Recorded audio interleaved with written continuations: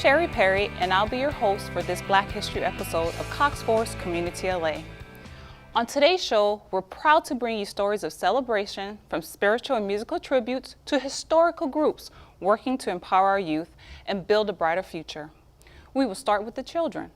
For over 20 years, the 100 Black men of Baton Rouge have been mentoring and empowering our youth and guiding them into mature adults with a foundation of core values. Let's take a look at this outstanding organization.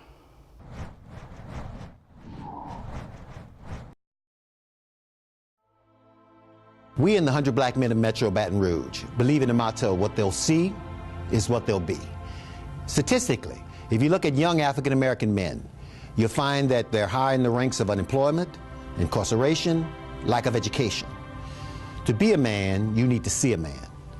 We want to serve as a beacon of light, not only to young African American men, but to all young people within our community, as well as their families, as a way to live your life, as a way to further your education, as a way to be a fulfilling and responsible person within our community. There's a core that we can reach and hopefully grow them. If we help them move forward, they'll go back a different person. And their buddies begin to say, hey man, something's different about you. You have a purpose, but you're a different person. And I like to say, you know, same purpose, different person each year.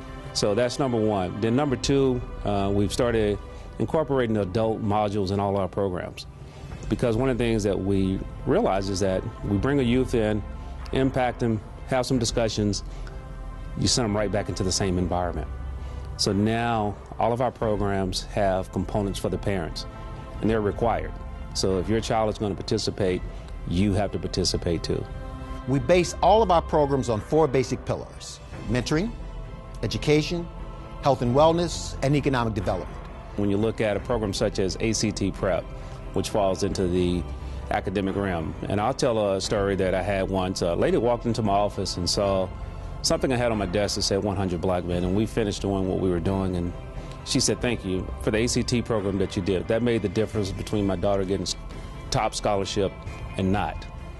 That made the difference of her not having to take a loan out to go to college. So that's just one of the programs. Other programs, the weekly mentoring.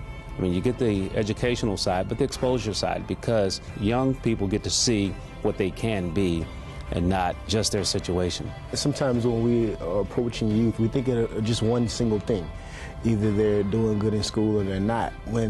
What time they go to bed at night, you know, that makes a difference in their overall grades. What they're eating, if they're coming to school sluggish, that makes a difference. So when we're approaching our youth and just trying to make them the best product possible, we have to take a holistic approach and not look at it with a single perspective. I've seen how health can tear families apart. Because if we don't keep our health right, you can't hold on to these jobs. You know, and most of us, we're in a financial situation, we're in an economy where we can't afford to miss a paycheck. So one paycheck may put your family in a dire strait.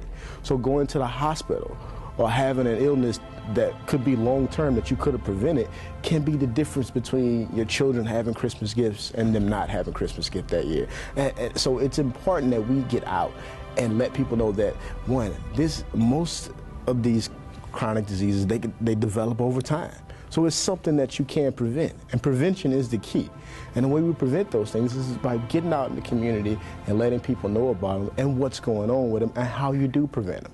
And again, taking the service to them. I think much too much that we expect people just to walk through our doors.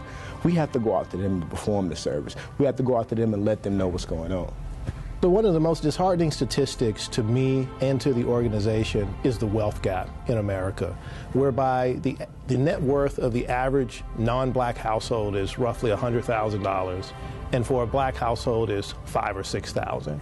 We are committed to doing something about that. And so that's why I am leading the financial literacy program and why it's at a centerpiece of our economic development efforts. We think that there are roles for the government to play, but the most important roles are for individuals in the way of self-empowerment through savings, through budgeting, through investing, and our program has all those things embedded in it. The goals for 2014 for the 100 Black Men of Metro Baton Rouge are very simple. We have 3 basic goals. The first is to strengthen our current programs and solidify them where they could be the best possible mentoring programs within our community. Project Excel, our health and wellness program, our financial literacy program, as well as our ACT prep programs. Second, we want to make a deeper impact, not only on the lives of our children, but on the lives of the families of those children that will make this a better community. And last but not least, we want to broaden our reach by increasing not only our resources and our partnerships, but increasing the ranks of our membership so that we can reach out and touch more individuals within our community and make Baton Rouge a better place to live.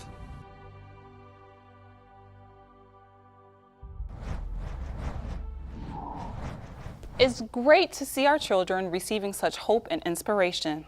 A special thanks to the members of the 100 Black Men organization for all they do in our community. When we come back, we'll visit with the local group as they celebrate the life of one of the most influential and recognizable men in Black history.